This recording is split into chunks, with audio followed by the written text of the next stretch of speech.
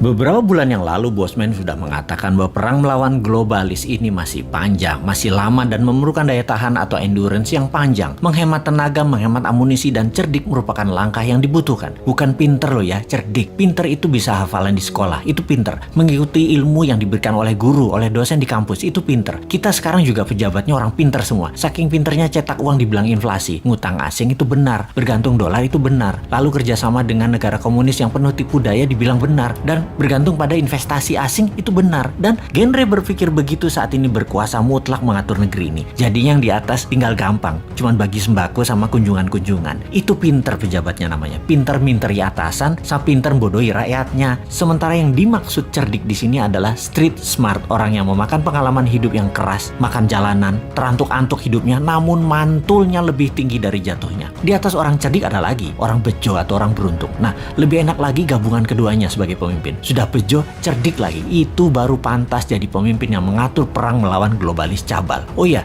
sebelum lanjut kita harus membedakan pebisnis globalis dan globalis cabal. Cabal adalah secret society, lebih menginginkan kepengendalian mutlak atas kehidupan manusia. Cabalis itu sudah pegang kendali atas teknologi, atas informasi, kendali atas komunikasi, sistem keuangan, dan sekarang kendali ke arah dua hal yang penting, yaitu kesehatan serta makanan. Musuh negara tidak berdaulat yang pemimpinnya oportunis itu bukan hanya dua negara besar, Tiongkok dan Amerika, tetapi ditambah juga globalis cabal. Jadi ada tiga musuh sebenarnya. Kita detailkan ketiganya, pengendali negara lemah tersebut. Pola kendali terhadap negara lemah atas dua negara besar dan kelompok globalis adalah tiga strategi Tiongkok, yaitu menggunakan soft power kalau Tiongkok ya. Pertama, kendali atas media massa sebuah wilayah. Nomor dua, kendali atas pejabat pemerintahan wilayah yang ditarget serta anggota parlemennya. Kemudian nomor tiga, kendali atas peraturan hukum dan penegakan hukum di wilayah tersebut. Di sisi lain, strategi Amerika itu menggunakan hard power, yaitu tekanan militer, terorisme, ideologi, humanitarian, menggunakan organisasi multilateral seperti IMF, PBB. Semua adalah tool Amerika untuk menyedot aset harta negara lemah. Strategi globalis cabal adalah pegang sosial media, informasi, dan big data. Mereka bukan mau menguasai wilayah hajat hidup seperti Tiongkok, ambil sumber daya alam seperti Amerika, kendalikan energi dan oil, serta dolar. Bukan. Globalis cabal kendalinya atas data, atas minat interest seseorang, mengubah tindakan perilaku, merubah society,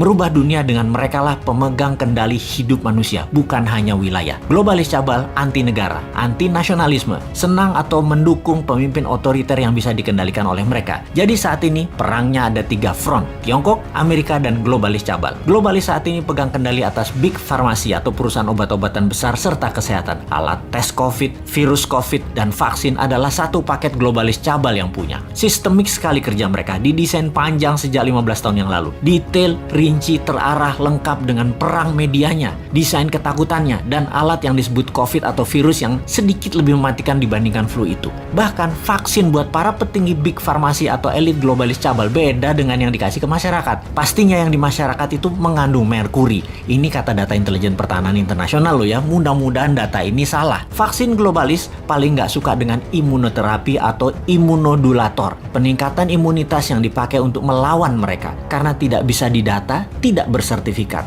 Mereka globalis cabal yang perlu bukan hanya vaksinnya laku, PCR antigennya laku, sebaran virusnya cepat dan meluas, tapi data itu tidak kalah penting bagi mereka. Globalis menyarankan pakai masker dan lockdown di banyak wilayah sesuai dengan saran versi globalis. Semua sudah dibuat protokolnya sehingga efeknya perangnya panjang. Ada yang improvisasi, misalnya pakai imunoterapi lokal, lockdown ringan bergantian, ekonomi jalan biasa, pakai data center satelit sendiri, komunikasi pakai tool negara tersebut sendiri, sosial media punya sendiri, negara tersebut nggak akan rubuh, ekonomi jalan dan COVID musnah dalam sekejap. Anti saran globalis dan melawan mainstream pasti menang. Itulah kenapa di tahun 2019 pertama-tama video Bosman muncul, kita mengingatkan perang yang akan terjadi di tahun 2020 dan tahun 2021 dengan akhir kalimat bertanya, sudah siapkah Indonesia? Untuk apa? Untuk punya Google sendiri, punya Facebook sendiri, punya satelit komunikasi sendiri, punya data center sendiri, punya Twitter sendiri, punya TikTok sendiri, punya begituan deh.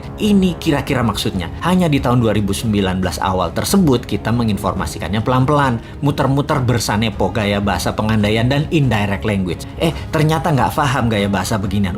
Jawa Timurane bosman metu tak sikat pol saiki. Faktanya perang pandemi ini panjang, 2025 baru bersih. Dan bukan karena virus solusinya, tapi natural herd imunitas solusinya. Terpapar banyak dan sembuh pakai imunitas diri sendiri dibantu booster multivitamin dan mineral. Kemudian perang apa lagi yang akan terjadi? Yaitu perang cuaca atau climate war. Sudah sejak tahun lalu dimainkan. Dan kalau yang ini Rusia ikut bermain. Selain globalis cabal Tiongkok dan Amerika di belakangnya negara sekutu, terutama G7. Mulai nyadar sekarang di mana-mana hujan juga banjir. Kata-kata puitisnya adalah bagai hujan di musim panas.